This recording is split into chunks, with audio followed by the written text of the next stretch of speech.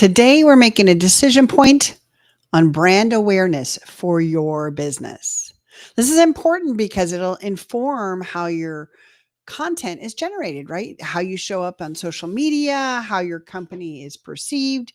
Brand awareness is a whole big strategic plan and consideration. But today, we're just going to start with one simple decision point. Should you be the face of your company? As a business owner, there's something to people wanting to hear your voice and your expertise and your insight into why someone should work with your company.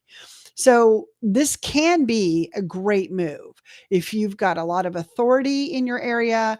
If you're the person that predominantly works directly with the clients, again, more of an operator model versus a scaling model, where you're the person that's trying to affect change. Authors, coaches, consultants, strategists, a lot of these people end up being the face of the company because they're the ones we want to hear from. We want to know what they think and what they would say about it. So it's a great brand awareness strategy. However, it can be very limiting if you're building a scaling company. One, you need time and attention to get that done. So they're going to need your face if you decide to brand so all the time, right? This isn't going to be the kind of company where you get to go, nah, not feeling it today.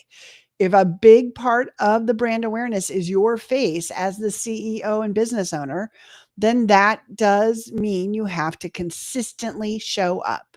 And of course, there are ways to work with that. Batching and having a team behind you as you grow can help, but really understanding the other option could be to create content around your products and process, right? There's so many great images out there. There's so many different ways that we can create a brand awareness.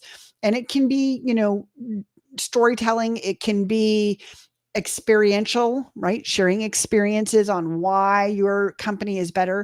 It doesn't always have to be your face. But once you've chosen that, the brand awareness is going to really depend on you. And if you're thinking you're going to sell your business, I'm going to advise against that decision point, right? If the plan is to build this business so that you can sell it and your face is a big draw and the identity of the company, it's going to make it much harder to sell because your face goes away when you get the big fat check. So we really want to make sure, where are we going with the business? What are we trying to do? If we're building an operator model where we're happy to work with our few clients and deliver in our way and really, impacting an audience or market in a big way is not the draw, and the plan to scale or sell the business at some point is not really what we're building for, well, then being the face of the company can be a big part of it. However, if you know that you're scaling, I would look to try to build brand awareness around a product, a process, a theme. And there are great brand strategists out there that would help you with that, I'm sure. But this is your decision point.